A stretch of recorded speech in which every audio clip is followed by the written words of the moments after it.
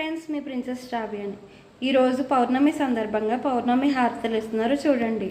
పూర్తి video link నా channel కింద ఇస్తున్నాను చూడండి. అలాగే ఈ వీడియో కనుక నచ్చుంటే లైక్ చేసి, షేర్ చేసి, సబ్స్క్రైబ్ చేయండి.